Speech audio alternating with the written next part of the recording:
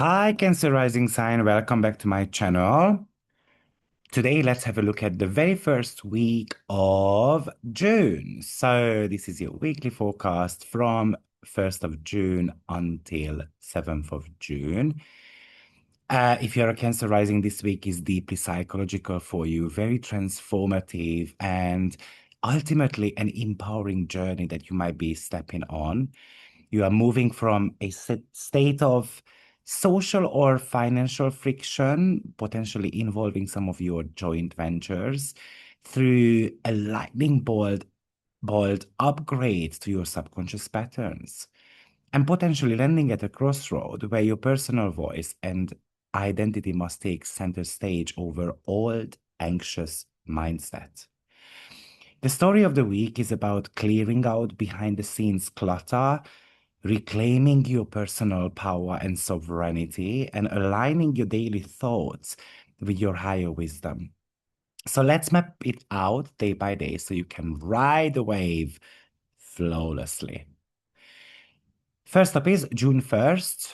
We have got Mars squaring Juno. So Mars is placed in your 11th house and Juno is in your 8th house. It's a friction because it's a square. It's a friction between your social circles and your shared resources. Now, Mars in your 11th house of networks, friendship, long-term goals. In Taurus, Mars here makes you fiercely driven to build security within your community, but it also makes you highly stubborn about how things should be run.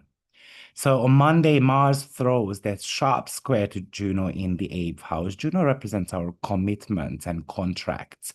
And in your 8th house, this specifically handles deep financial dependencies, investments, debts, or intimate shared psychological agreements. So you're likely to experience a bit of a tug of war between a group project or a long-term plan you are working on and a financial contract or partner's resource base. Someone in your network might push back against a financial agreement, or you might find yourself resisting a shared obligation because you feel it compromises your social autonomy. So the lesson for Monday is to avoid digging your heels in out of pure pride. Forcing a financial or emotional outcome through sheer willpower today will only strain a critical alliance. Now, on the 2nd of June, thankfully, that intense friction gets a bit of a grounding release valve. The sun is currently lighting up your 12th house, the house of subconscious, behind the scene activities. And it forms a supportive, stabilizing sextile to Saturn, which is actually sitting right at the top of your chart in your 10th house of career, legacy, and authority. So this is actually a brilliant window to build a strategy out of the public eye. While the sun in your 12th house makes you want to retreat and rest, its connection to Saturn in your 10th house allows you to quietly step into that executive power. This is an exceptional day for mapping out long-term business goals, organizing the back end of your business, completing demanding administrative tasks that require a bit of a mental stamina, really. You don't need to be loud or seek validation on Tuesday. Your behind the scenes discipline is your greatest asset. And the structures you build today will directly support your career longevity. On June 3rd, Wednesday, it's a bit of a shift to your entire chart, realigning your personal trajectory and clearing out mental clutter. So, first, Mercury is sitting right in your first house of self identity, forming a beautiful trine to that North Node in your ninth house, the house of wisdom, publishing, global perspective, kind of like opening up the mind by sextiling the South Node in your third house of local logistics and kind of daily mental loops. So it feels like for a long time, Cancer rising, you have been caught up in like South Node traps, overanalyzing short-term details, getting bogged down by endless local errands, being paralyzed by small-scale mental chatter. Wednesday, it should start breaking the cycle. Because Mercury in your first house, your words and thoughts carry massive emotional weight and clarity. You receive intuitive download that pulls you out of that micromanagement and into your macro vision. You should stop obsessing over the tiny details and confidently trust your vision, trust your broader path, your higher perspective. Now, simultaneously, Ceres meets Uranus right in your 12th house. This is a upgrade to your subconscious mind and as well as your sleep cycles. So this might be a psychological breakthrough, a vivid dream, a sudden realization about a hidden codependent habit that shocks your system in the best possible way, actually. Maybe you are breaking free from an old way of nurturing yourself that was actually keeping you trapped in anxiety. The negative side of that we can just be hit by depression. Ceres represents depression, and Uranus is the planet of sudden hits. So be mindful about how you feed the mind, and especially because Ceres will start squaring the nodes the following day, which represents a bit of a crossroads, which might be talking to me about that you don't know what to believe. You don't know what type of conversations to have. You don't know how to kind of like market, for example, your spiritual beliefs. Now, Sirius is all about growth. So, because it is in the 12th house, it can really grow a certain type of anxiety as well.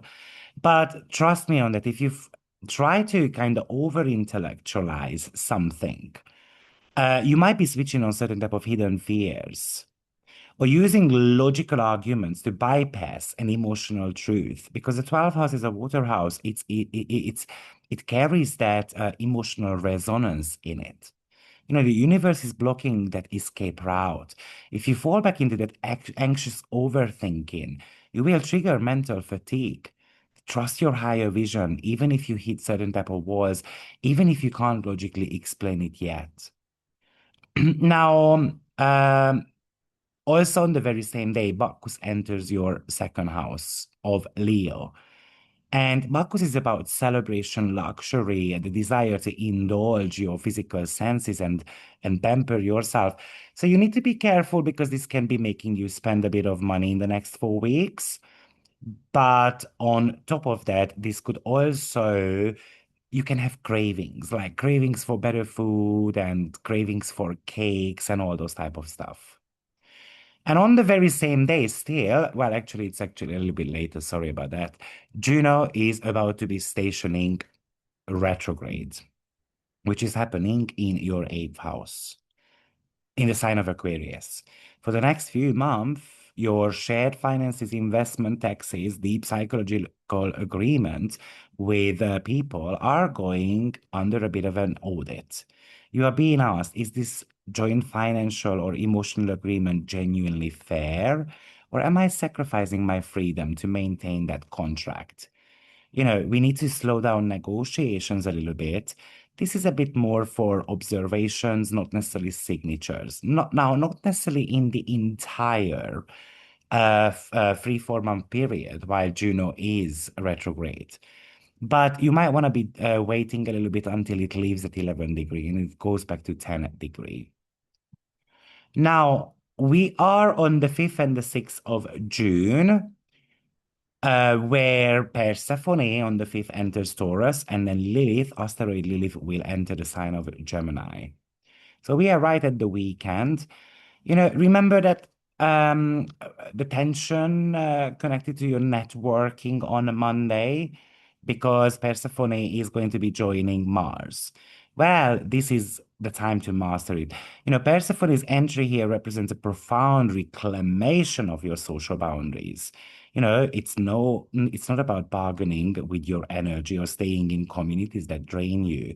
You might find empowerment through quietly, but firmly building kind of brick walls around your friendships, choosing reliable, grounded connections. And potentially, this might be even talking to us about that you are ready to make changes when it comes to how you want to build a better future. Now, that internal power on June 6th, when asteroid Lilith enters your 12th house of Gemini, might become a bit of a shield. So, with Lilith entering the house of the unseen, your intuition becomes incredibly sharp.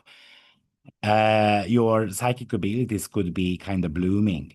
Any tendency to ignore the red flags or let people gaslight you might be something that vanishes completely. You are claiming absolute authority over your private world. You will have zero tolerance for double standards or hidden gossips or people who want to invade your privacy. If you are, let's say, a creator or a writer, this energy actually gives you the power to channel deep, taboo, or even raw hidden truth into your work very safely. Just think of Lilith, asteroid Lilith a little bit. This is a raw power. So, yes, the negative side of things that you might be fighting against demons that are not even there, invisible demons. What are those invisible demons? Your own fears.